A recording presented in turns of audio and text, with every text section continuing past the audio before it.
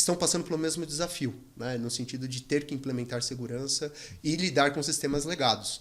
Basicamente, duas respostas aí para a gente seguir para as outras perguntas e o nosso bate-papo. A primeira, para você...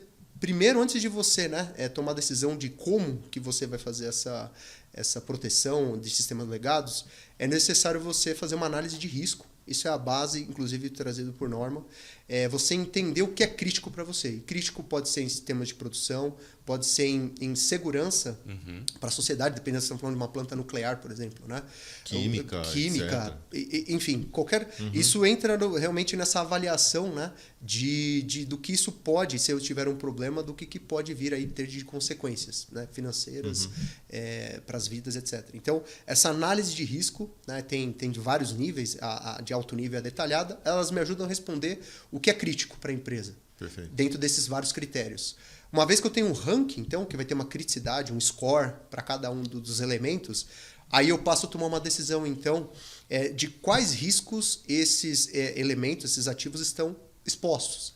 E aí a gente passa a responder, né? Então, isso pode atuar através de colocar tecnologias, contramedidas tecnológicas. Pode ser, por exemplo, até proteger o acesso físico, mantendo o mesmo sistema, mas colocando, por exemplo, um controle de acesso para aquele lugar. Talvez isso já iniba, né, o risco que eu estou exposto. E, enfim, as respostas podem variar, né, mas o primeiro ponto para a gente poder entender aí seria justamente entender o que é mais importante. Né, e hoje tem soluções, né? Pelo menos a gente percebe que em algumas indústrias que a gente visita, ou testes que a gente já fez aqui na Ellipse também, onde você tem, por exemplo, que aí, de novo, né, vale a análise do que é melhor, do que é pior, ou o melhor naquele momento, não vamos chamar de melhor ou pior, né, mas o melhor naquele momento, né, que é e que a gente tem como se fosse um concentrador de comunicação, quer dizer, que é um firewall físico, onde eu pego a comunicação daqueles equipamentos legados que antes dele chegar no meu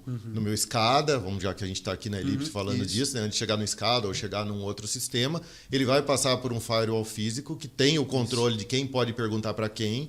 E aí, quer dizer, fisicamente, vamos dizer, ou tecnologicamente, eu consigo evitar que alguém vá lá e acesse aquele equipamento de fora daquela rede. Exato. Mas continua tendo aquela que você já falou, né? O acesso físico se eu for lá espetar um cabo de rede naquele equipamento ou numa porta serial, sim, como é que eu resolvo isso? Aí é um pouco do que o Alexandre disse, isso, né? Eu tenho associar as duas coisas e fazer essa matriz de risco que você falou, exato, né? Até onde eu vou e o que é mais caro para mim. Não estamos falando de dinheiro, né? Mas isso, o que importa o que mais. Custa. Exatamente. E aí, né, voltando para a pergunta do Gustavo, né?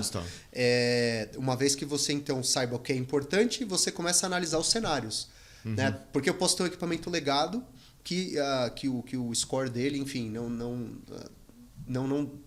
a gente não inclui aí um investimento, não se paga. Então a gente aceita o risco que ele está, porque perante a nossa análise, aquilo está dentro do que a empresa pode aceitar como risco, né? Isso, refletindo em custos. Perfeito. Porque sempre a gente faz uma análise, quanto me custa para arrumar e quanto me custa se eu tiver um problema. Essa é a resposta. Exato. Então é justamente aqui, né? Custo ou investimento. Quanto que isso me custa. Então, uma vez que a gente saiba esses números, que a análise nos ajuda, a gente passa a discutir então como que eu resolvo. Então, valendo a pena, né? Vamos assim, é um custo que a empresa ela vai querer seguir com isso, a gente começa a estudar os cenários. Quais são as formas que essa vulnerabilidade ela pode ser explorada, né?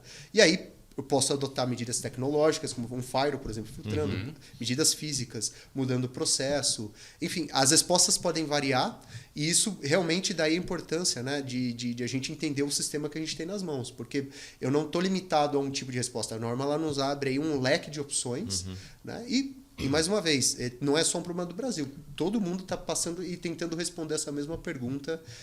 Aqueles que têm adotado a norma, ela acaba ajudando, né, nesse sentido de mostrar o caminho. Fazer um mapeamento